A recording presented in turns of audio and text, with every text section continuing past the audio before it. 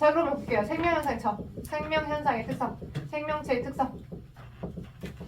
우리가 많은 이 공간에 살고 있는데 무엇을 어떠한 특성을 가지고 있는 걸 생명을 갖고 있는 생명체다라고 정의 내리는지에 대한 기준 개념입니다. 왜냐면 생명과학은 무엇을 어떠한 특성을 가지고 있었을 때 너를 생명체라고 하고 어떤 건 안 가지고 있으니까 너는 무생명체야 라고 정의 내릴 수 있는 기준이 있어야 될 거 아니야. 오케이? 그래서 생명체의 특성을 배우는 걸 건데 큰 대단원 첫 번째에선 생명체의 특성을 배울 거고 그리고 그 생명체의 특성들 중에서 어떤 존재? 바이러스라고 하는 존재를 배울 거야. 먼저 개괄적으로 얘기하자면 바이러스는 어떨 때 보면 생명체인 것 같아. 원래 근데 이렇게 보면 얘가 생명체가 아니네. 그래서 아따리 꼬따리 생명과 무생물적인 특성 두 개를 동시에 가지고 있는 마치 뭐라고 해야 되나 이걸 깍두기 같은 놈이야. 여기 붙으면 여기, 저기 붙으면 저기 이런 깍두기 같은 놈. 그놈의 특성을 배울 거고 그리고 그렇다면 어떻게 우리가 과학 현상을 탐구할 수 있을 것인가? 과학에서 어떤 현상을 탐구할 때 탐구 방법들이 어느 정도 흘러왔어. 그래서 귀납적 방법과 예전에는 귀납적 방법을 많이 썼고요. 지금은 이제 가설 영역적 탐구 방법을 많이 씁니다. 그것들에서 어떠한 걸 우리가 변이 통제를 하고 무엇이 통제 변인이고 무엇이 조작 변인이고 무엇이 이제 종속 변인인지에 대한 개념을 배우는 게 대단원 1단원이에요. 나쁘지 않겠죠? 쏘쏘 할 겁니다. 쉬울 겁니다. 그래서 그쪽 보시면 페이지 9쪽 생명체 특성이라고 해서 제일 먼저 뭐가 나오냐? 그러면 생명체라고 하면 어떤 특성을 갖고 있어야 돼요? 크게는 그 생명체를 스스로 그 개체를 한 명 한 명을 개체라고 할 거니까 그 개체를 생존하게끔 하기 위해서 개체를 유지하기 위한 특성을 갖고 있어야 돼. 오케이? 나라고 하는 그러니까 한 명 한 명이 생명체를 각각 개체라고 해. 근데 그 개체를 유지하기 위한 특성도 가지고 있고 개체 유지적 특성, 개체를 유지하기 위한 개체 유지적 특성과 그 다음에 이것만 갖고 있다고 해서 땡 끝이면 안 되지. 대단원 하나로 따지면 개체를 유지하기 위한 특성 하나랑 그 다음 얘가 개체를 유지하기 위한 특성을 갖고 있었다면 그 다음 그 개체가 잔존해가지고 내가 가지고 있던 정보를 그 다음 자손에게 퍼져지게끔 해줄 수 있어야지만 종이 유지가 되는 거다. 그지? 그래서 개체 유지적인 특성과 종을 보존하기 위해서 종족 유지적 특성 이 두 가지로 크게는 나뉘어집니다. 오케이? 그래서 어떠한 특성을 가지고 있는 그 것들이 하나의 문장으로 딱 표현이 됐을 때 이게 개체를 유지하기 위한 특성인 건지 아니면 종을 보존하기 위한 특성인 건지 구분하실 수 있어야 되고 그리고 그들이 세부 카테고리적으로 얘가 물질에 대한 건지 얘가 뭐 자극에 대한 반응에 대한 건지 그걸 구분하게끔만 하시면 일단 큰 대단원의 이 정도는 끝나요. 그러면 개체를 유지하기 위한 특성 중에 제일 첫 번째 하나는 뭐야? 모든 생명체라고 하는 건 다 뭐로 이루어져 있어야 돼? 세포로 구성되어 있어야 돼. 세포. 이제 생명체를 구성하는 기본 단위체는 세포입니다. 선생님 세포인 건 알겠는데 세포가 뭐 어째서요? 세포라고 정의 내릴 수 있는 아이들은 인지질 이중 중에 인지질이 이렇게 생긴 거야. 고1 때 배워. 또는 여러분이 이제 학년이 올라가면서 꼭 배우는 건데 인지질이라고 하는 이런 화합물이 이제 원시 지구 환경에서 바닷속에서 합성물이 만들어졌고 그들이 물이 있었던 공간 안에 나만의 고유한 경계를 만들 수 있었어. 그 고유한 경계를 만들 수 있었던 이유가 이 인지질이라는 아이가 이쪽 꼬리 부분은 소수성, 물하고 안 친해. 이쪽 머리 부분은 물하고 친한 친수성. 친수성 머리랑 친수성인 성향, 물하고 친한 성향, 물하고 안 친한 성향. 두 개의 성향을 같이 가지고 있었기 때문에 저 인지질이라고 하는 아이가 물속 바다에 해당하는 공간에서 서로 마주보고 있는 이중층을 만들면서 이렇게 개수가 많아지다 보면 물 싫어하는 애들은 물 싫어하는 애들끼리 물 좋아하는 애들은 여기가 물이니까 물 있는 공간상에서 머리들은 물하고 접근하고 있고 이러다가 이 개수가 많아지면서 동그랗게 끝하고 끝이 동그랗게 말리면서 물이 있었던 공간에 나만의 물을 담아두는 별도의 영역을 만들 수 있었다고. 오케이? 그리고 여기에 고유한 자신의 유전물질을 담아두고 있으면서 DNA나 RNA 같은 자신의 고유한 유전물질을 담아두고 있으면서 어떨 때는 뭐를 만들어라 저럴 때는 저걸 만들어라 라고 하는 효소들 같은 걸 만들어서 필요한 물질을 어떤 세포막에 박혀져 있는 막단백질을 만들어가지고 오케이? 필요한 걸 더 많이 받아들이고 안 필요하니까 더 내보내고 이런 식으로 내가 가지고 있는 유전 정보로부터 고유한 영역을 컨트롤할 수 있는 이 공간을 만들면서부터를 우리가 생명체라고 하는 거야. 그래서 세포 구조라고 하는 게 단순히 세포라고 하는 두 글자를 안다고 해서 장땡 끝이 아니라 뭘 갖고 있어야 돼? 세포는 세포막 성분 세포막과 같은 성분 인지질 이중충의 막단백질, 인지질 이중충의 막단백질 필요에 따라 어떤 걸 더 많이 받아들이고 덜 받아들이게끔 해주는 막단백질을 가지고 있는 이런 경계를 갖고 있어야지만 우린 그걸 세포라고 하더라. 그 세포 구조로 이루어져 있어야지만 너는 생명체를 이루는 기본적인 구조를 형성했다라고 판단하는 겁니다. 자, 여러분 책에는 그래 세포로 구성되어 있어 한 글자로 띡 나와 있잖아. 근데 거기에 엄청난 의미를 갖고 있는 거야. 오케이? 인질 이중충막에 그죠? 막단백질을 가지고 있으면서 필요할 때 더 많이 받아들거나 더 내보내거나 물론 내가 세포 속에 가지고 있는 내 유전 정보 핵산을 가지고 있었기 때문에 이게 가능한 거야. 유전 물질, 핵산, 그치? 유전 물질을 가지고 있었기 때문에 그걸 이뤄내게끔 하더라. 세포 구조로 이루어져 있다. 이게 가장 첫 번째 개체를 유지하기 위한 특성 중에 하나였고요. 두 번째는 물질 대사라더라. 두 번째 물질 대사.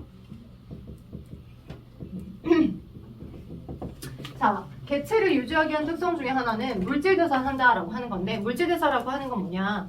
우리가 뭔가 우리 몸 바깥에서 화학 반응이 일어날 때의 상황을 생각해 보면 발화점, 뭔가를 태운다라고 하더라도 굉장히 발화점 이상의 높은 온도가 제공이 돼야지만 얘가 태워지는 게 계속 일어나는 거고 산소라고 하는 게 계속 흡수가 돼야지만 뭔가 연소가 활발하게 일어나. 그때 온도를 생각해 보면 한 600도에서 800도? 온도가 높으면 높을수록 일을 잘한다.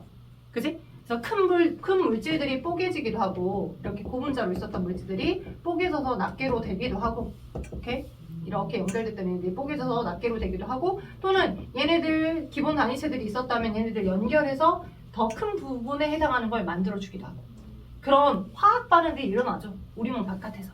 그죠? 근데 우리 몸 바깥에서 일어나는 화학 반응과 우리 몸 안에서도 이런 화학 반응이 일어나는데 우리 몸 안에서 일어나는 화학 반응들이 생명체의 특수한 형태로 일어나더라는 거죠. 생명체 내에서 일어나는 화학 반응을 우리는 물질 대사라고 해요. 생명체 내에서 일어나는 화학 반응. 만약에 이러한 화학 반응이 일어날 때 큰 게 뽀개진다거나 작은 게 연결된다거나 이런 화학 반응이 일어날 때 한 600도나 700도의 온도가 왔다 갔다 해야지만 내 몸 안에서 화학 반응이 일어난다라고 한다면 그 전에 우리는 이미 타서 죽었을 거야. 이제 그렇지 않잖아.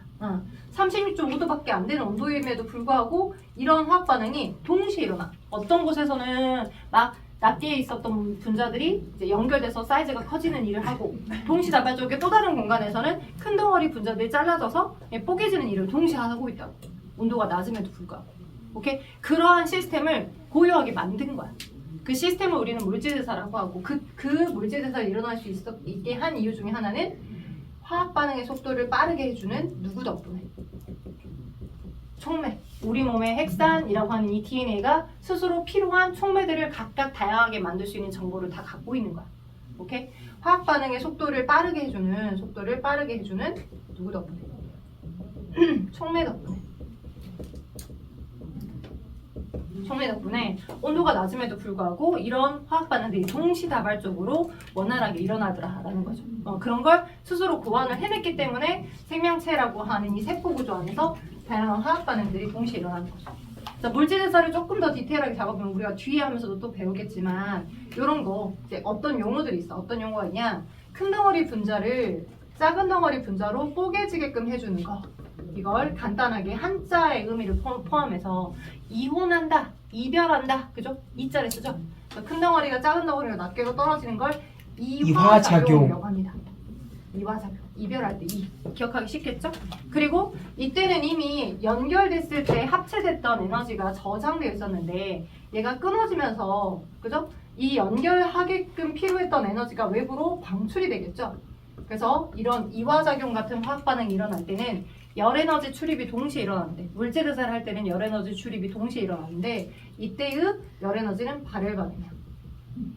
물론 굉장히 막 실험실에서 쓰는 만큼의 그 뜨거운 에너지가 한꺼번에 확 나온다 그러진 않아. 인체 내에서 일어나는 에너지니까 에너지 수준들이 낮은 수준의 에너지가 바깥으로 좀 더 방출된다 이렇게 볼 수 있겠죠.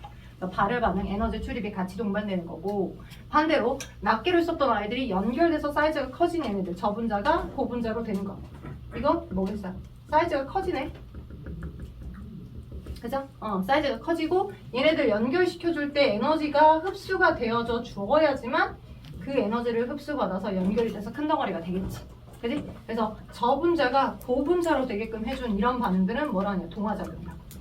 동화작용과 이화작용과 같은 무슨 반응, 물질 대사가 인체 내에서 일어난다고. 이런 화학 반응들을 36.5도밖에 안 되는 온도임에도 불구하고 각각의 다양한 화학 반응 속도를 조절해주는, 빠르게 해주는 생체 촉매가 우리 몸에서 만들어져서, 이 생체 촉매를 두 글자로 뭐라 해요? 네, 효소. 효소라고 해요. 효소.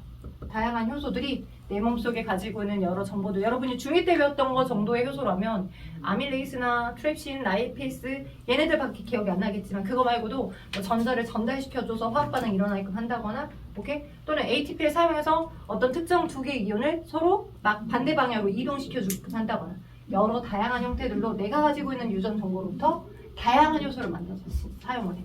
그리고 기억을 더듬어봐. 한 개의 효소가 모든 역할을 다 해줘? 아니죠.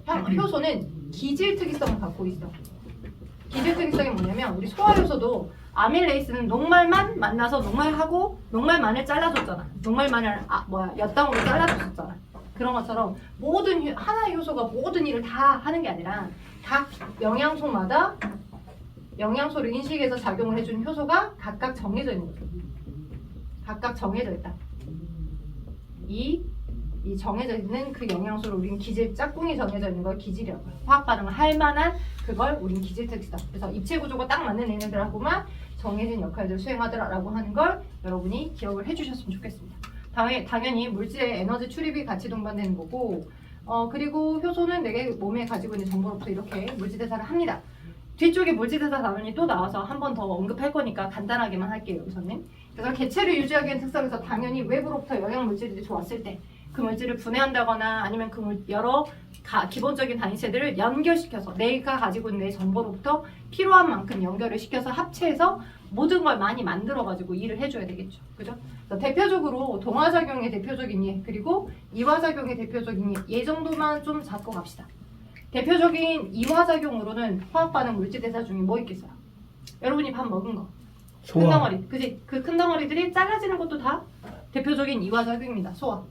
그래서 대표적인 동화작용에는 뭐가 있을까요? 광합성. 광합성도 있을 거고 식물이 행해주는 광합성도 있겠죠.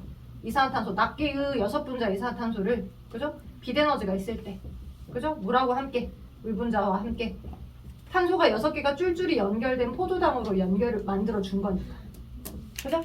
그래서 광합성도 있겠고, 또 어떤 것도 동화작용이 있겠어요? DNA가, 그죠? 아빠한테 받은 A, 엄마한테 받은 A, 뭐 이렇게 특정 유전 정보가 있다면 지 원기 때 복제하려면 S기를 거치면서 원본이 똑같이 카피가 되고 원본이 똑같이 카피가 되죠. DNA가 복제되죠. 그것도 DNA에 해당하는 뉴클레오타이드들이 계속 연결돼서 똑같은 형태로 카피가 될 거잖아.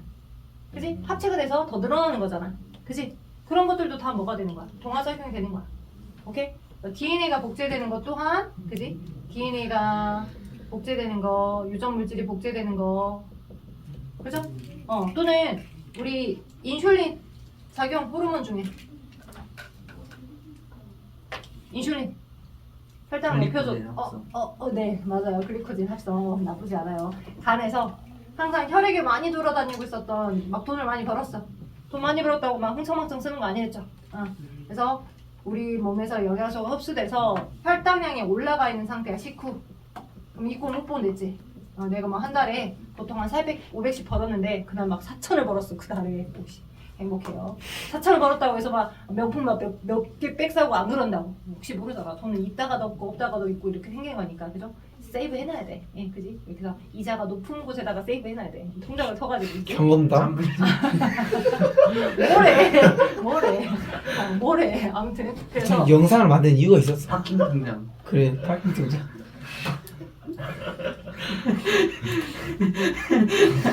자, 죽여버려야지 진짜. 그래서 이렇게 얘네들 여분의 에너지원들을 간에다가 글리코젠이라는 다당류로 저장을 시켜줘야 됩니다. 얘가 다당류. 그래서 여분의 포도당이, 그죠? 한 개로 있었던 포도당이 연결돼서 고분자 다당류로 이렇게 연결됩니다. 그래서 글리코젠 다당류가 합성되는 것 또한, 그죠? 낱개를 썼던 다당류가 합성되는 것 또한 동화작용이겠죠? 그래서 글리코젠 합성. 그러니까 이런 것들의 예시가 여러분이 전혀 상상하지 못했는데 예시가 툭 나왔었을 때도 이끌어서 생각을 할 수 있는 정도 수준으로를 인지를 하셔야 된다고. 종류 그냥 달달달 외울 게 아니라. 오케이? 오케이? 오케이. 그래서 동화작용, 여기 이화작용 형태들 설명해드렸고, 오늘은 또 이화작용의 근본적인 예시를 하면서 뭘 설명할 거냐면, 세포호흡도 이화작용의 대표적인 이그젠플 예시 중에 하나예요. 그래서 세포호흡이 뭐에 대한 건지 세포호흡에 대한 디테일을 좀 설명할 거예요. 세포호흡도 대표적인 이화작용 하나라는 걸 설명을 드리고, 자, 그래서 간단하게 물질대사에 대한 첫 줄 설명을 했고요. 그 다음 개체를 유지하기 위한 특성 중에 하나 세 번째 이제 뭐가 있어야 돼? 뭐가 세 번째 만약에 내가 외부의 어떤 위험한 요소에 대한 시그널을 받아들여서 인지할 능력이 없어. 외부의 환경 변화를 자극이라고 해. 근데 그 외부 환경 변화에 대해서 내가 판단해서 적절하게 반응하지 않으면 내 개체가 다칠 수 있죠. 그죠? 뭔가 그잖아. 이제 선생님은 좋은 게 좋은 거다라는 생각을 많이 하고 살아가지고 이제 나의 기억으로 얘기하자면 대체적으로 그냥 그 정신승리를 좀 하고 다녔어. 내 주변엔 다 좋은 사람들밖에 없다. 이게 정말 순수한 생각을 하고 있었지. 근데 예전에 전 학원에서 다닐 때, 전 학원에서 생긴 일은 아닌데 카땡땡땡. 내 카땡땡에서 다닐 때 그 광천동 터미널 알죠? 네. 묻지마 포케. 맞아요. 그때 그냥 정말 그냥 얘가 약간 어깨가 좀 잘하는 건 아니지만 어깨가 약간 있어가지고 이제 빨리 급하게 가다가 그지? 그 신세계백화점이랑 그 뭐냐 이마트 가는 그쪽 그 에스컬레이터 있잖아. 네. 그쪽을 타고 올라가는 길에 그죠?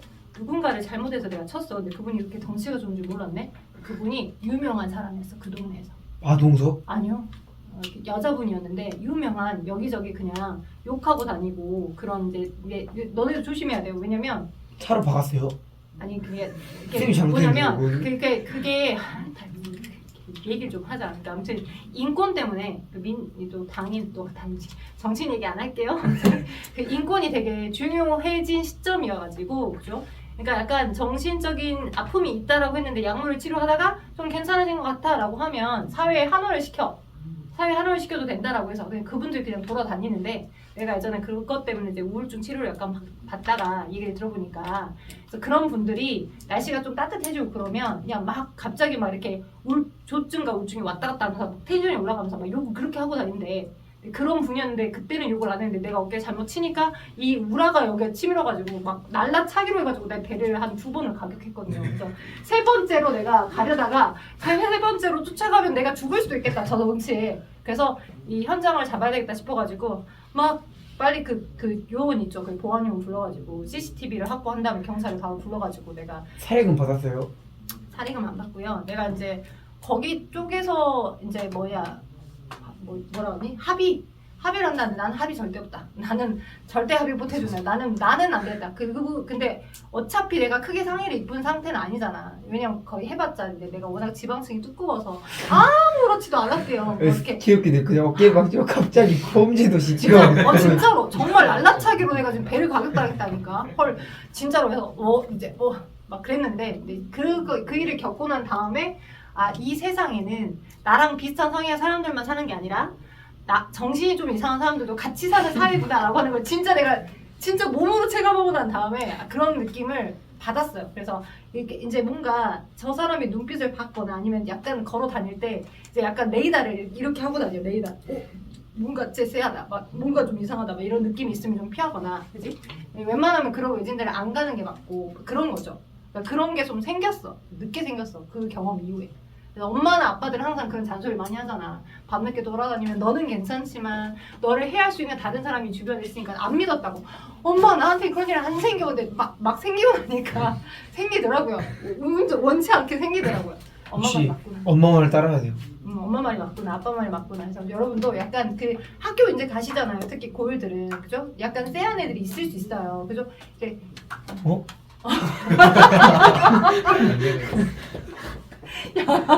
야, 고준이 같은 친구는 아니겠지만 약간 느낌이 쎄한 애들이 있을 수 있어. 근데 이제 약간 관찰을 해보다가 친해질 건지 말 건지를 결정하셔야 됩니다. 그지? 이제 정상적인 친구들만 있지는 않을 수도 있고 이제 정상적인 애들이 있을 수도 있고 물론 첫인상 보고 나서 다 판단하는 건 좀 그렇긴 하겠지만 저와 같은 경험을 겪지 않으면 좋을 것 같아서 알려드리는 겁니다. 물론 이제 날라차기를 보는 일은 별로 없겠지만 팀이 싹 피했으면 그 사람이 넘어지는 건데 쳐다가. 그래서 그런 웃긴 일이 생겼겠지. 나는 맞아. 전혀 인지하지 못한 상태에서 당했기 때문에 아니 피했어야죠. 그것도 못 피해요. 피하기 어려운 상태였어. 나의 1.5배가 한 분 더 계셨다니까. 그러니까 한 명인데 덩치가 피할 존재감은 아니었어. 나의 덩치의 1.5배가 더 있었던 분이라서. 아무튼 이런 얘기 망가야죠. 있잖아. 왜 거기서 맞서 싸워요? 너무 억울해서 아니요 하면서 그걸 내가 잡고 있었더라니까. 아니요 막 하는데 내가 이제 세 번째 땐 정신을 차리지. 아차차 이러다 죽겠다. 세 번째 땐 정신을 그래서 차리고 선생님 그 있는데. 맞았을 때 주변에서 아무도 안 쳐다봤어요. 그러니까 주변에서 그런 이상하게 생각이 쳐다보는 거니. 그러니까 억울한 일이 생겨 주변에서. 아니 쟤네들끼리 다툼한 줄 알고 그냥 그렇게 지나가 버려. 그래서 막 살려주세요 이렇게 외쳐야 된다고. 알았지? 그런 일이 생기면 외쳐. 알았지? 일방적으로 당했는데 구경하고 있어 사람들이. 나서 그나마 보훈위원들하고 이제 경찰이 불러줘서 일단 CCTV에 다 잘 찍혀가지고. 그 CCTV 그 영상 유명하네. 보여주는데요. 왜냐면 이제 나왔어요? 그 이제 경찰이 와가지고 얘기했는데 이제 가서 이제 난 병원 가서 이제 엑스레이 찍으려고 찍는 그 상태에서 이 그 애기의 그 사람의 주민등록증 사진을 보여주더라고. 혹시 이분처럼 생겼나요? 그래서 그러니까 그 동네 유명한 사람인 거야. 여기저기 이렇게 정신약간 나가지고 왔다 갔다 하는 유명한 사람이었던 거지. 그래서 아직도 사진을 갖고 있는데 아무튼 그런 일이 있었어요. 그러니까 여러분도 선생님 그 나라차기 맞는 동영상 한번 보여주시면 돼요. 그걸 내가 왜 갖고 있어? 궁금한데요. 그걸 내가 왜 갖고 있어? 아픔을. 진짜 이상한 아이네. 그걸 왜 갖고 있어? 그런 것도 아닌데. 진짜 생 또라이 아니야. 어? 궁금하잖아요. 내가 그걸 왜 갖고 있어? 이런 경찰관이 부분에도 알아서 학원 해결했겠지. 운영합니다라고 막 뭔 소리야? 홍보도 하고. 이런 아이 조심하고 이런 아이. 이런 아이 눈치가 없어. 어? 얘는 그 아기를 가진 채로 하진 않지만 조심하라고. 자, 그래서 이렇게 누군가가 나를 날라차게 할 것 같다. 반응해야 될 거 아니야. 내가 그 세 번째 때 가서 마동소처럼 혼자 댕겼으면 난 여기 있지. 못 있겠지. 아, 쟤는 내가 상대해야 되지 않겠다라고 판단해서. 선생님 액션을 반응이 좀 한 거잖아. 늦었는데요. 좀 늦긴 했어. 나도 빨리 있었어야 되는데. 나도 후에 좀 늦긴 했어. 그래서 적절하게 자기에 대해서 반응해야 하더라라고 하는 거 알려드리고요. 그다음 이거에서 좀 심화된 버전으로 항상성 유지가 필요합니다. 이 항상성 유지는 생명체가 행해주는 상태들인데 크게는 내가 뭐 탄산이 많이 포함됐던 음료를 먹었다. 그럼 내 몸의 액성이 산성 상태로 확 바뀌어버리면 내 몸의 모든 pH가 변화가 돼버린 거니까 그렇진 않아. 네, 그래서 항상성 유지는 뭐 체액의 농도를 유지하기 위해서 되게 물이 많이 포함된 음식을 먹었다. 그럼 오줌량이 많아지죠. 네, 수분을 소변에 많이 포함시켜서 버릴 거니까. 또는 되게 짠 음식을 먹었다 그러면 물을 많이 땡기게끔 해서 우리 몸의 농도를 유지시켜주잖아. 체액의 농도 조절, 이제 뭐 오줌의 양이랄지 수분의 제흡수를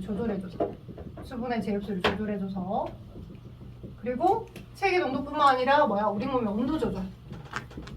더울 때는 땀을 흘려서 우리 몸의 온도가 떨어지도록, 추울 때는 막 몸을 오돌오돌 떨게끔 한다거나 내부에서 세포호흡을 증진시켜가지고 체온이 일정하게끔 유지시켜주는 거. 그죠? 그리고 세 번째로 우리 몸에 에너지원이 많이 공급되든 공급되지 않든 모든 세포에 일정한 에너지원, 포도당이 일정하게 공급돼야 되니까 혈당량을 일정하게 유지시켜주는 호르몬의 분비들을 통해 항상성 유지하고 있죠. 그래서 호르몬 분비와 자율신경계에 의한 조절로 한 번에 항상성이 유지됩니다. 자율신경계와 함께 호르몬의 분비가 조절되더라. 자율신경계와 호르몬이 두 개가 동시에 작동하여 우리 몸의 항상성이 유지되더라. 이게 개체를 유지하기 위한 특성 중에 하나야. 자, 그리고 종족을 유지하기 위한 특성, 큰 카테고리가 개체 유지학 특성하고 그 다음에 종족 유지학 특성 중에 두 개 있었잖아요. 큰 카테고리가 두 개가 있었는데 두 번째 그 둘에 애매하게 끼어져 있는 사이에 한꺼번에 끼어져 있는 특성 중에 하나가 이제 발생과 생장입니다. 발생과 생장.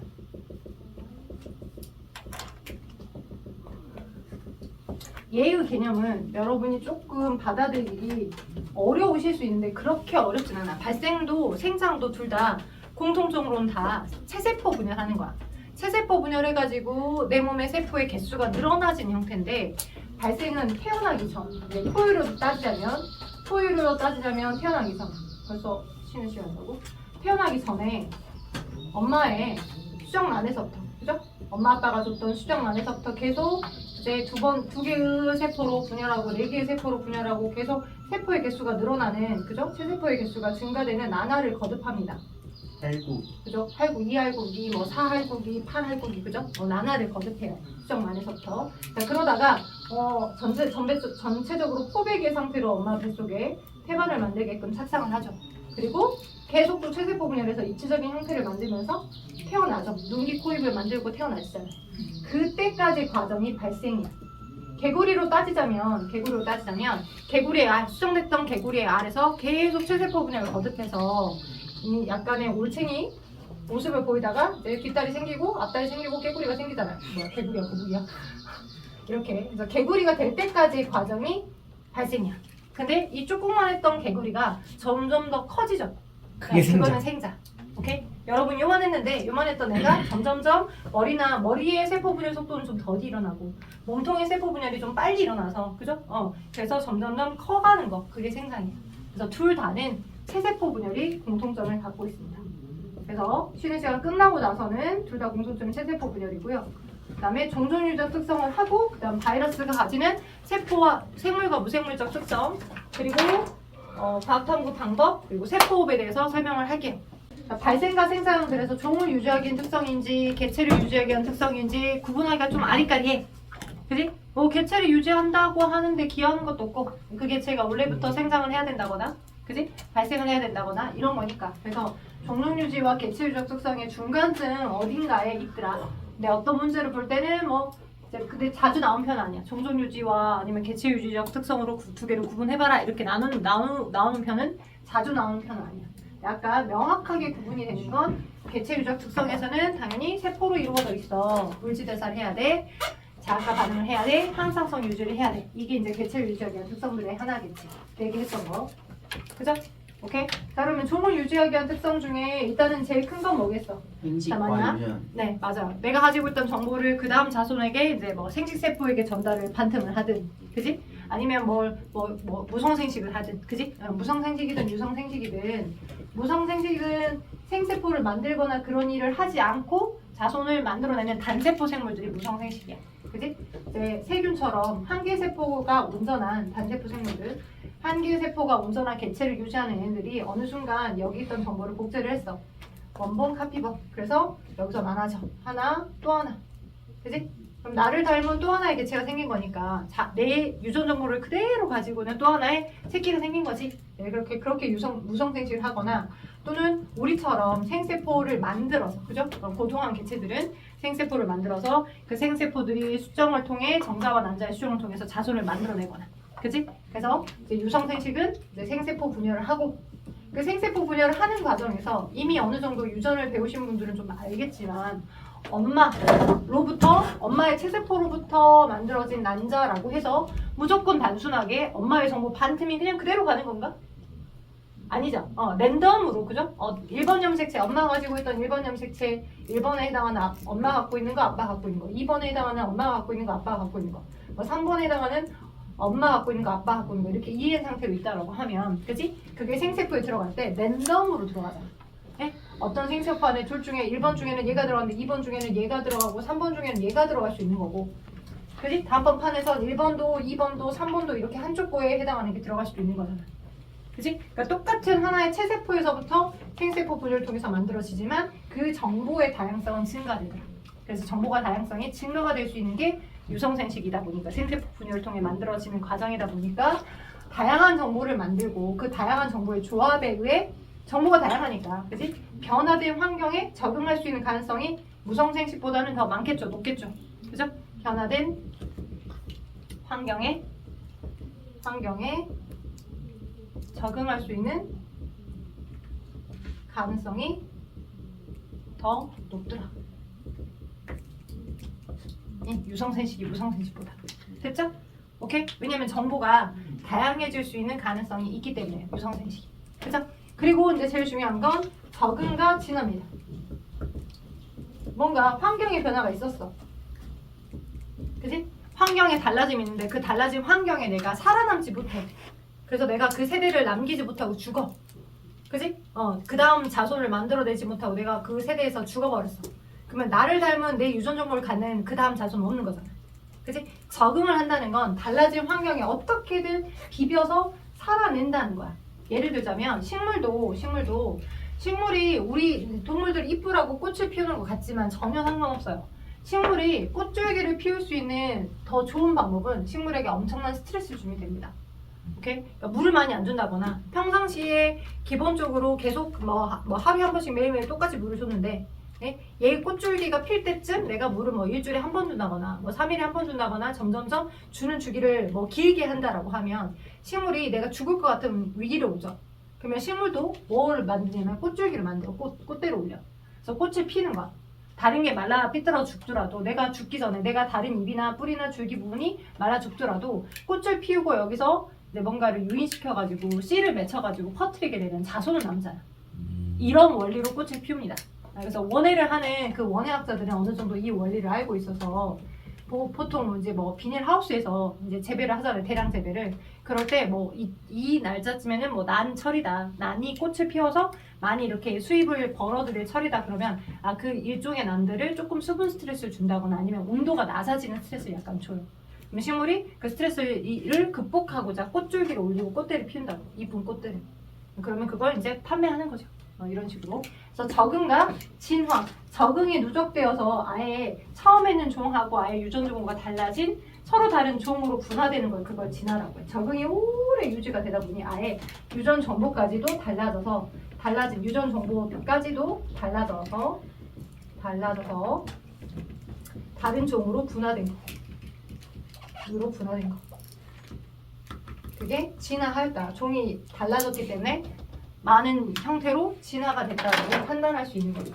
이게 지금 개체를 유지하기 위한 특성, 종족을 유지하기 위한 특성에 대한 개념입니다. 여러분 책에 보시면 진화는 생물이 여러 세대를 거치면서 집단 내의 유전자 구성이 변화하는 것이며 이를 통해 새로운 종으로 분화되기도 한다라고 되어 있죠. 유전 정보가 달라졌기 때문에 그죠? 다양한 형태의 정보들을 가진 형태가 달라져서 이렇게 자리 잡았다라고 볼 수 있겠습니다. 그럼 한 장 넘겨보시면 방금까지 배웠던 이런 생물적 특성, 그죠? 이런 생물적 특성들이 있고, 그죠? 그 생물적 특성들을 가지고 있어야지만 우리가 생명체예요 라고 정의 내릴 수 있는데 가만 보니까 세균은 생물인 것 같아. 왜? 세포막 구조로 이루어져 있거든. 그지? 세균은 뭐 박테리아라고 하는 세균들, 대장균 또는 뭐 콜레라균, 네? 이런 세균들은 세포 구조로 이루어져 있기 때문에 명확히 너는 생명체야. 근데 이거 보니까 얘는 되게 세포 구조도 아니야. 근데 희한하게 자신의 DNA나 RNA 같은 유전 정보를 갖고 있어. 그리고 되게 빠르게 유전 정보가 달라지고 있는 돌연변이 생겨. 오케이? 근데 세포 구조는 또 아니야. 뭐 이런 놈이야. 그런 놈. 세균보다 사이즈가 작은 놈. 그게 바이러스입니다.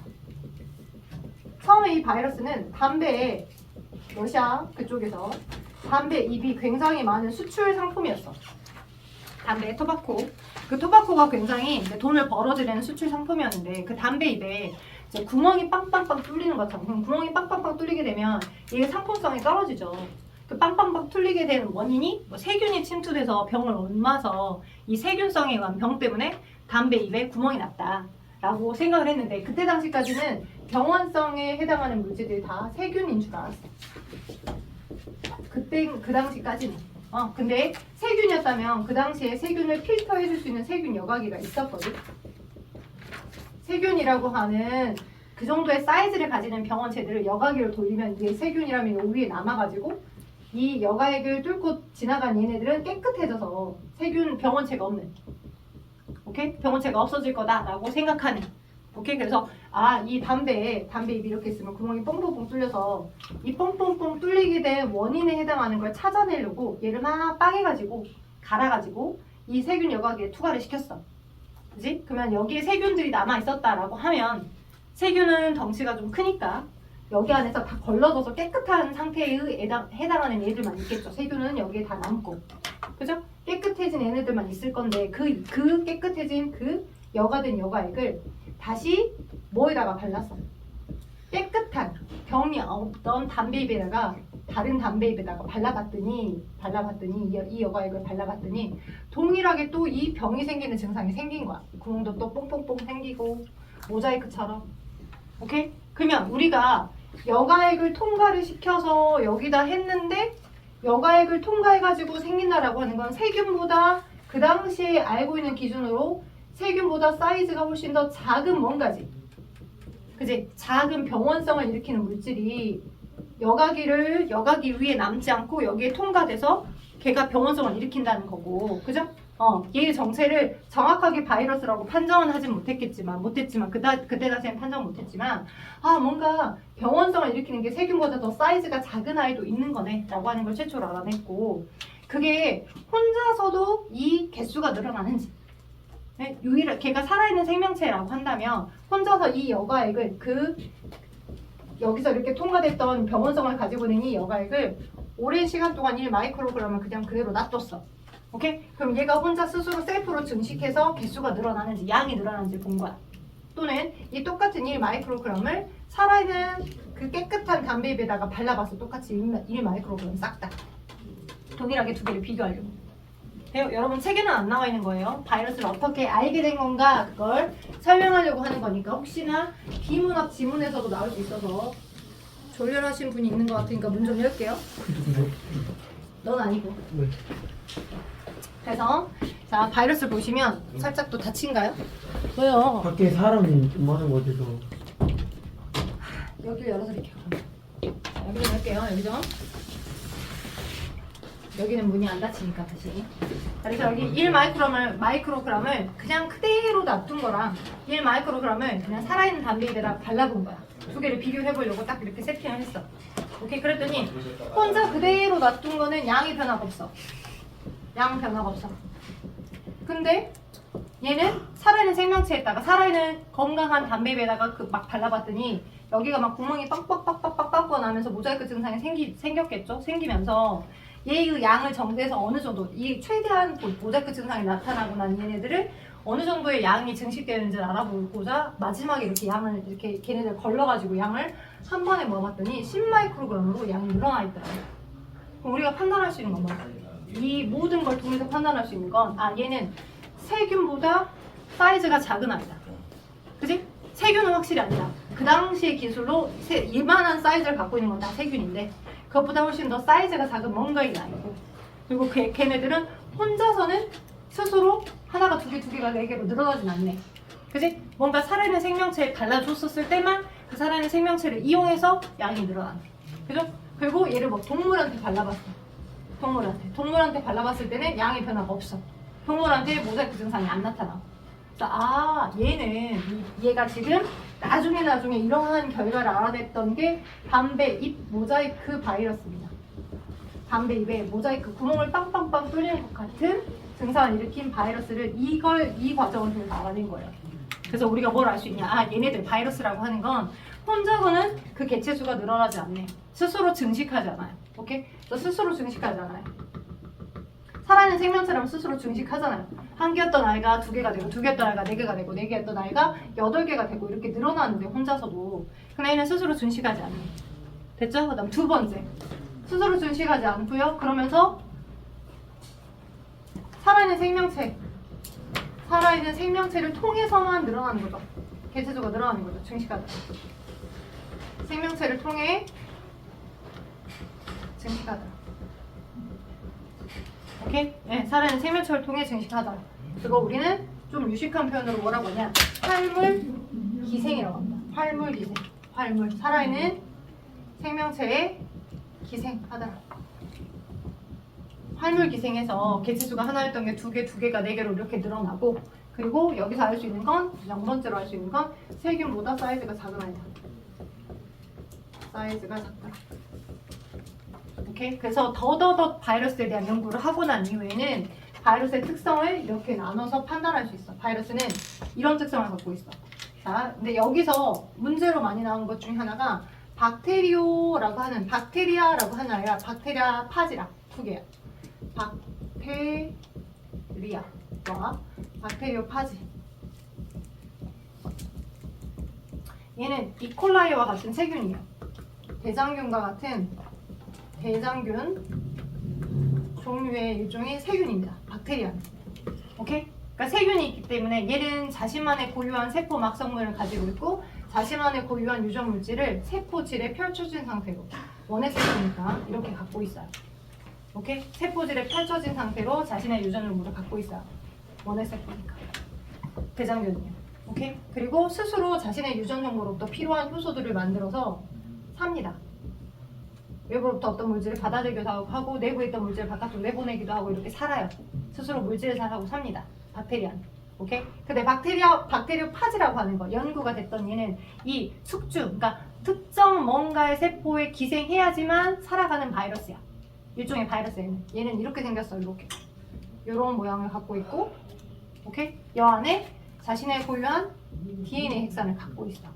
이렇게. 그래서 마치 우주선이 이렇게 여기한테 내려가지고 이 안에다가 숙주에다가 자신의 정보를 집어넣고 기생해서 사는 것처럼 이런 형태의 구조를 갖고 있더라요.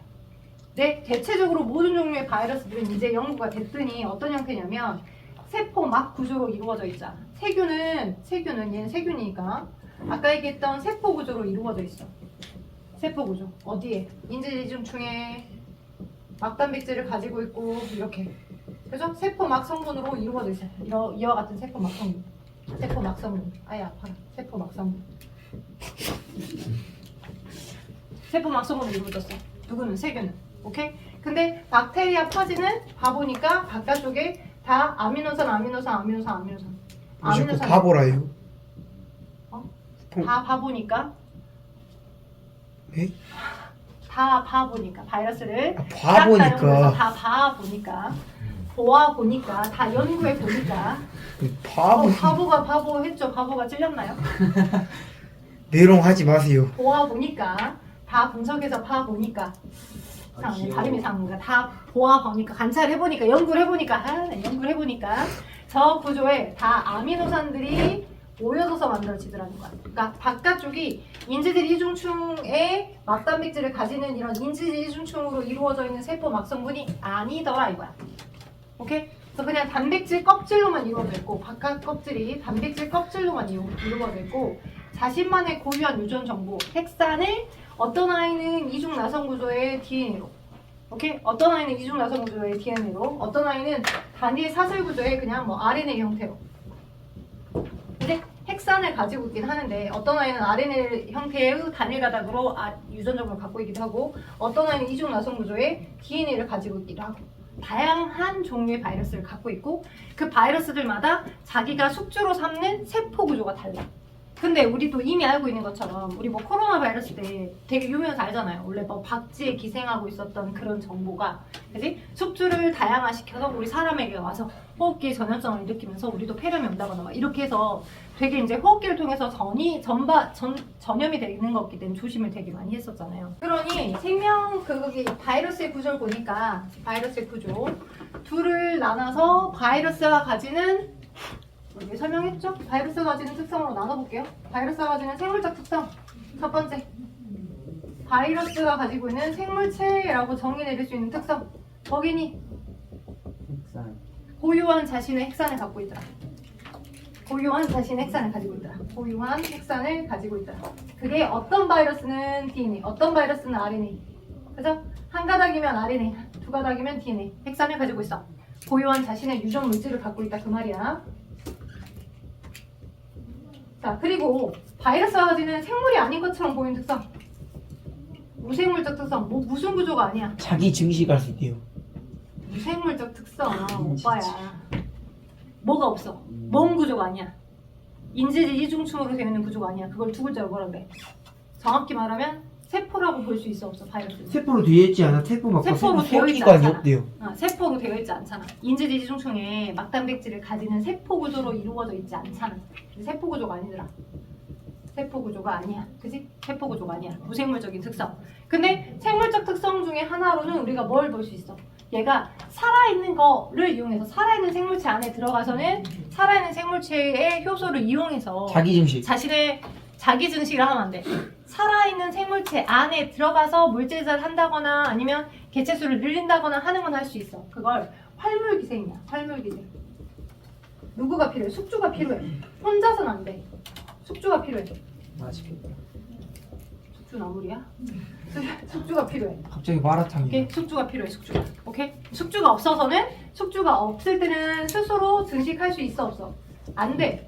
스스로 자신이 하나가 두 개, 두 개가 네 개로 새끼를 낳는다거나 그게 안 되고요. 그다음 스스로 외부로부터 어떤 유기양분들을 받아들여서 걔를 분해해가지고 뭔가의 양분을 만들어낸다거나 그것도 안 되고요. 스스로 물질대사도 안 되고요. 오케이? 그게 생물이 아닌 것처럼 보이는 특성 중에 하나예요. 오케이? 그런데 생물로 보이는 특성 여러 개들 중에 제일 중요한 특성 중에 하나는 적응을 해. 적응과 진화. 즉 적응과 진화의 형태로 하나로 뭐가 활발하게 일어난다는 거야. 돌연변이. 그지? 왜 돌연변이가 어떻게 일어나는 거냐면 봐봐. 이렇게 숙주에 들어갔어. 그래서 숙주가 있어야지만 자신도 사는 거잖아. 숙주가 없으면 자신은 못 살아. 숙주가 있어야지만 자기가 사는 건데. 근데 그 숙주가 하나의 죽으면- 숙주가 다 죽어버리면 그렇지. 또 그 숙주를 또 이용할 수는 없잖아. 그럼 그래서 몸에서 나와서 다른 데 그렇지. 가죠. 뭐 다른 데 가는데 다른 데 갈 수 있게끔 하는 정보를 획득해서 나오는 거죠. 그게 뭐야? 돌연변이라고. 그러니까 처음에 얘가 들어갈 때는 얘한테 이 정보가 들어가서 비유를 해할게. 야, 네 거랑 내 거랑 똑같은 유전 정보야 하고서 이 숙주 안에다가 이렇게 집어넣어. 자신의 유전 정보 DNA를 집어넣어서 숙주가 카피가 됐대. 숙주가 한 개가 두 개로, 두 개가 네 개로 막 계속 세포 분열을 통해서 늘어날 때 자신의 정보도 여기에 끼어 있는 채로 계속 카피가 된다고. 오케이? 자신의 유전물들도 여기에 끼어져 있는 채로 계속 유전 정보의 양도 늘어나. 근데 숙주라고 하는 아이가 주변에 양분이 없고 굶어 죽어서 숙주가 죽으면 지도 죽는 거잖아. 그지? 그래서 그걸 정말 귀신같이 재빨리 잘 알아차려가지고 이 숙주가 죽을 것 같아요. 그럼 먼저 자신이 가지고 있던 그 유전 정보를 숙주한테 숙주 거의 효소를 이용해서 야, 내 거 단백질 껍질 만들어야겠다.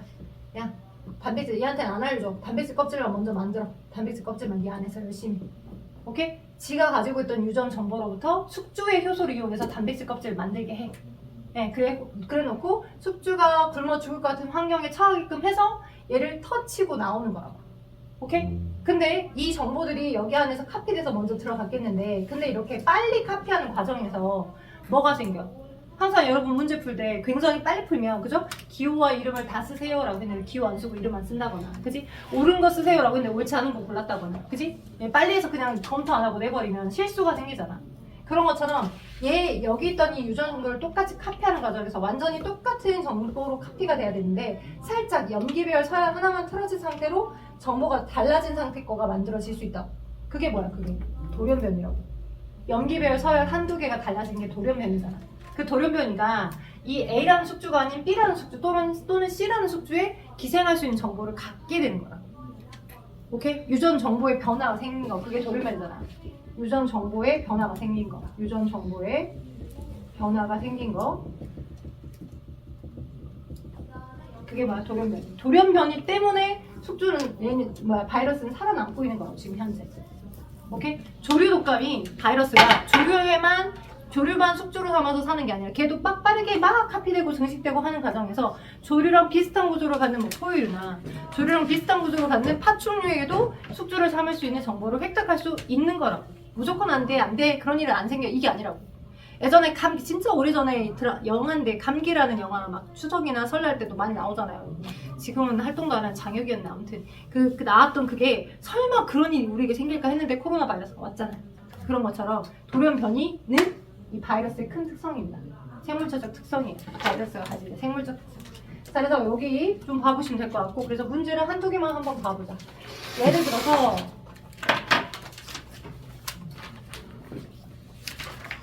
여러분 나머지 걸 하셔야 될 것 같은데 18쪽에 보시면 16번, 18번, 20번 있거든요. 3개만 일단 해봅시다. 16, 18, 20번.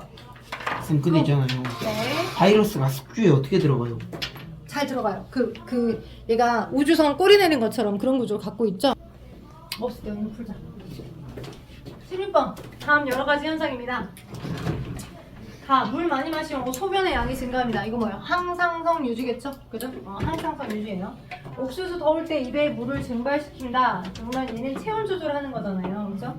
얘 체온 조절 또한 뭐겠어요? 근데 아래 설명에서는 얘가 항상성 유지에 해당한다. 이게 항상성 유지에 해당하겠죠. 식물도 체온 조절합니다. 항상성 유지에 해당하는 거 맞고요. 맑고 따뜻한 날 수초 입에 공기방울이 맺혔대요. 이제 일교차가 큰 날, 그지? 증산작용을 합니다. 식물은 중2 때 여러분이 배웠던 증산작용. 언제든 항상 증산작용을 해요. 뿌리에서부터 흡수된 물을 계속 그 줄기의 물관을 통해 물관의 기둥을 통해서 계속 버려줘야 물을 계속 상승시킬 수 있거든요. 근데 이제 일교차가 크니까 얘가 이제 물방울이 이제 수중의 상태로 나가다가 온도가 딱 뚝 떨어지다 보니까 얘가 물로 액화돼서 맺혀 있는 거겠죠. 그래서 증산작용에 해당하는 건데 다가 이화작용이라는 건 아니고요. 이화작용보다 다는 뭐예요? 증산작용입니다. 식물 잎의 증산작용. 그래서 기억 맞고요. 님 맞습니다. 답은 3번이죠. 디귿은 자 얘는 뭐라고? 증산작용에 의해서 나타나는 현상이에요. 증산작용. 그 다음 18번 가하고 나가 있어요. 그죠? 가하고 나. 문 열어놔. 가하고 나. 이렇게 있을 때 가는 지금 핵을 갖고 있죠. 백혈구입니다. 그죠? 혈액에는 혈액세포 백혈구고요. 나는 지금 박테리오 파지입니다. 바이러스죠.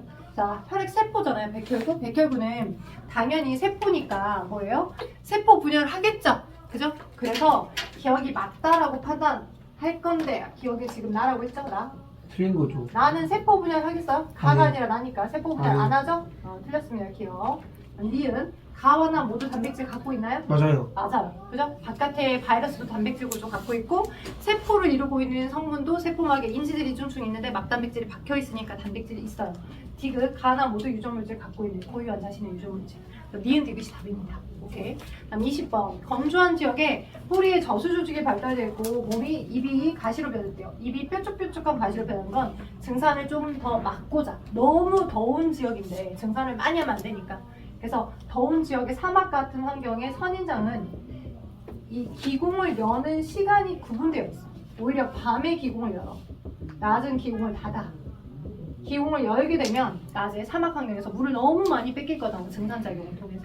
그지? 그래서 원래 낮밤을 바꿔서 그죠? 밤에 기공을 오픈하는 거고 얘는 닫힌 거고. 오케이? 이런 형태야. 이제 적응한 거죠. 그 환경에.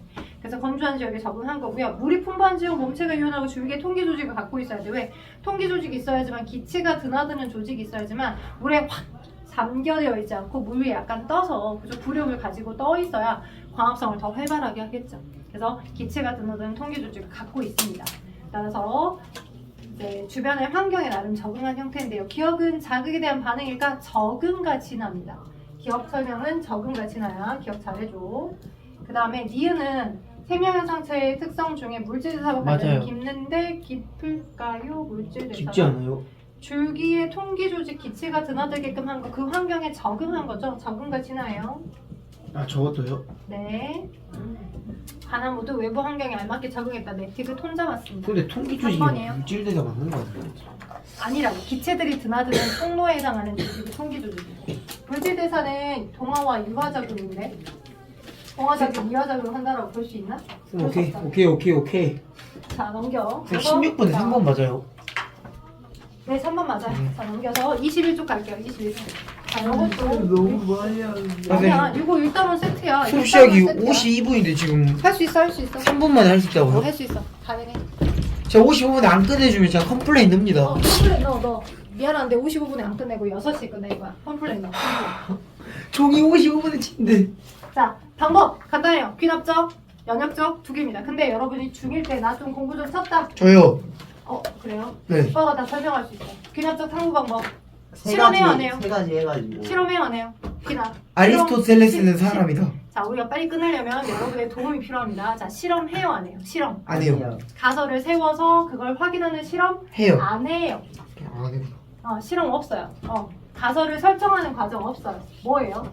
아주 많은 관찰을 통해 일반화시키는 거죠. 네. 그죠? 근데 많은 관찰을 통해서 이쪽 연못에 살고 있는 흰색 날개를 가지고 있는 건 다 오리다.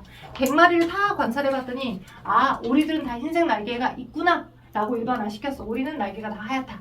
근데 청동오리가 날라오면 그죠? 청동오리도 오리잖아요. 색깔만 다른 것 뿐이죠. 그죠? 그래서 귀납적 탐구 방법은 예전에 많이 했어. 많은 관찰을 통해 일반화를 이끌어내는 거지. 근데 얘 오류가 있어. 어떤 오류? 아무리 많이 관찰해도 모순이 될 수는 없잖아. 그지? 옛날에는 이런 방법으로 어떤 이론을 세팅을 했다고요.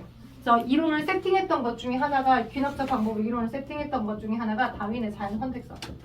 기린 모가지로 그게 밥 먹는 다윈의 자연 선택설 같은 것들. 네, 이런 것들이 귀납적 탐구 방법이고요. 이제 과학이 발전해서 실제 실험을 설계해 볼 수 있는 시대쯤이 됐을 때 18에서부터 19세기 그때는 이제 연역적인 탐구 방법을 수행합니다.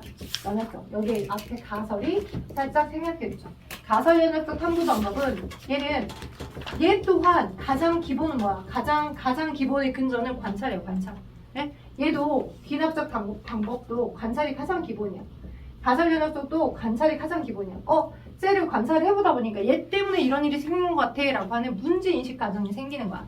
항상 귀납이든 가설 연역적 탐구 방법이든 쟤가 쟤 때문에 저런 일이 생긴 건가 라고 하는 관찰을 하는 과정에서 얘 때문에 이런 일이 생긴 거네. 문제인식을 하게 되는 거고 그 문제인식 과정이 잠정적인 답인 가설을 설정하는 단계까지 가. 예? 오케이? 예를 들어서 우유가 상한지 모르고 내가 그 우유를 마셨어. 그래서 내가 폭풍 설사를 했네. 예? 그래서 막 설사하면서 부여 잡으면서 걔를 관찰해봤더니 내 이론상에선 존재하지 않아야 할 막 꿈틀대고 있는 세균이 있어. 걔를 세균 A로 칭해볼게. 그럼 내 느낌상 느낌이 세하잖아. 원래 우유 안에 그 세균 A가 없어야 되는데, 그지? 얘가 뭐 온도나 습도가 높았던 강의실에다 놔뒀다 보니 세균 A가 생겨서 이 우유가 상한 건 아닌가? 라고 생각할 수 있지. 이 과정이 관찰, 문제인식, 가설 설정이라고. 일이 생겼고, 걔를 관찰해봤고, 쟤 때문에 이런 일이 생겼구나 라고 해서 세균 A가 우유를 상하게 할 것이다. 누구 때문에? 세균 A 때문에 세균 A가 우유를 상하게 할 것이다. 이렇게 잠정적인 답을 설계한 것. 이게 지금 상하게 할 것이다. 가설 단계라고. 이게 가설이야. 가설. 돼요? 그럼 가설을 설정을 했다면, 그죠? 가설을 설정했다면 그 가설이 맞는지 안 맞는지를 확인하는 탐구를 해야지만 그게 맞으면 그 이론을 받아들이는 거고. 그죠? 틀리면 다시 가설을 수정해가지고 다시 재차해야 되는 거라고. 그래서 가설 설정을 단계를 한 다음에 탐구를 설계 및 수행하는 단계가 되게 중요한데, 설계 및 수행하는 단계. 이때 여러분의 이 시험 문제에서는 뭐가 많이 나오냐면 이 단계에서 철수가 잘못 수행한 게 뭐냐라고 하는 거 물어봐.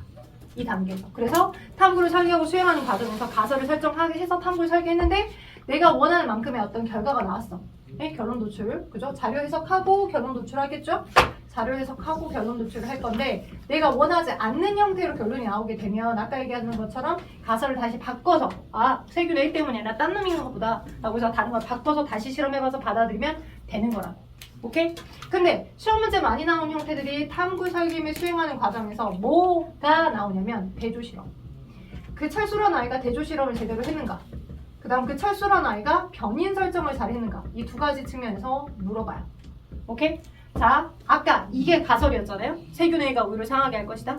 그죠? 그래서 내가 그럼 진짜로 너 있어봐. 이 상했던 세균 A, 너 꿈틀대고 있었던 세균 A 너 있어봐라 하고서 어디 가서 GS나 편의점 가서 방금 막 꺼낸 이 냉장고에서 막 꺼낸 우유를 하나 사가지고 와서 거기다가 이 꿈틀대고 있는 세균 A를 집어넣었어. 신선한 우유야.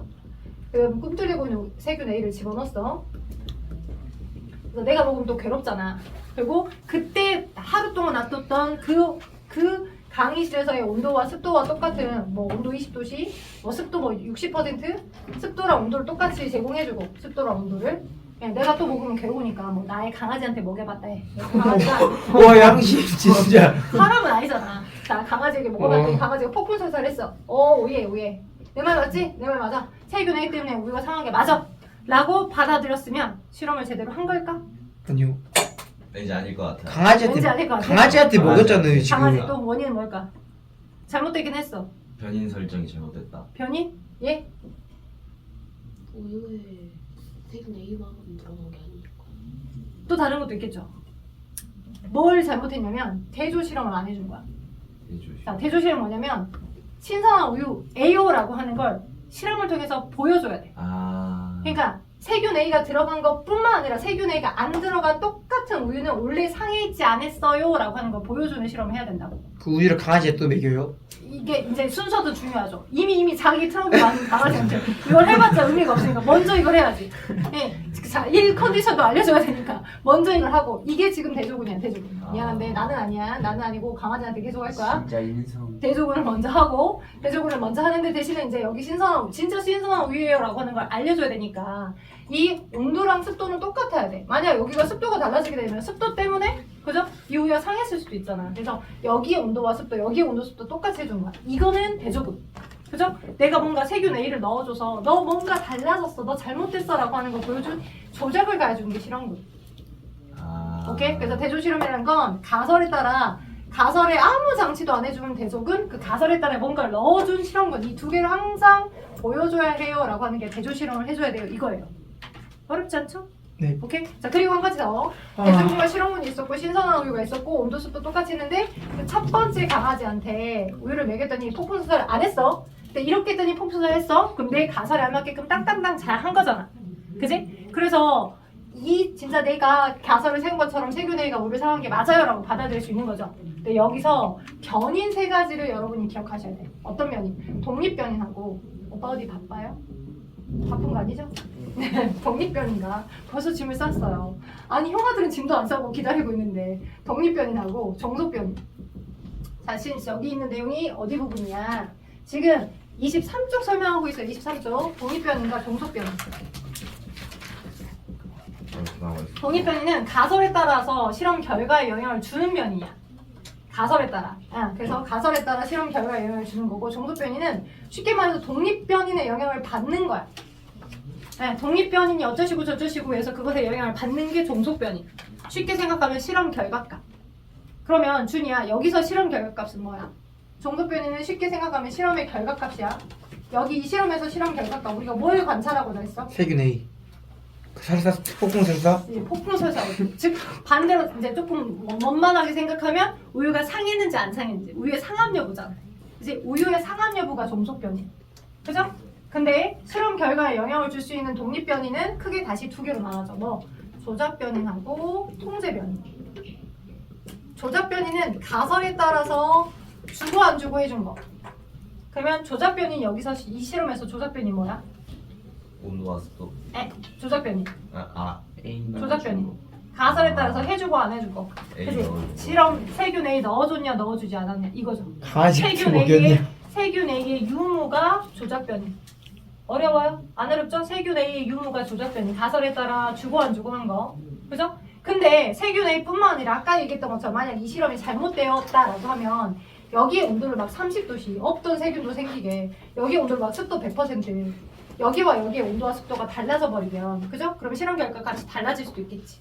그지? 그래서 가설에 따라서 넣어주고 안 넣어주고 한 거 말고도 그지? 실험에 따라 영향을 줄 수 있기 때문에 온도도 여기에서 똑같게 해줘야 되고 습도도 여기 똑같게 해줘야 되고 그죠? 여기는 S사 우유인데 여기는 L사 우유고 예, 우유의 제조사가 다르면 안 되겠죠. 그죠? 온도도 똑같아야 되니까 그죠? 그래서 통제변이는 조작변인 말고도 실험 결과에 영향을 줄 수 있어서 실험군과 대조군에서 다 똑같이 세팅해줘야 되는 각각의 요소들을 뭐라고 한다? 통제변인이라고 한다. 여기서는 온도, 습도, 그죠? 온도나 습도나 우유의 제조사나, 그죠? 우유의 제조사나, 네? 또는 우유의 양이나 이런 거, 그죠? 그래서 숙제는 어디냐? 자, 그래서 원단원 첫 단원만 했어요. 그래서 24쪽에서부터 24부터 31까지 아니 27부터 30이라고 27부터 31 접어봐요. 27부터 31 그리고 또 있어요? 네 에바. 그리고 15부터 19 뭐 기억하는가? 15부터 19랑 어디? 강력한 의지죠. 숙제를 안 하겠다라고 하는 너의 강력한 의지 지금 표명하는 거죠. 지금 형들은 다 적고 있는데 가장 젊은 새끼가 진짜 내가 카톡으로 보내줄게 쪽수를. 자, 최근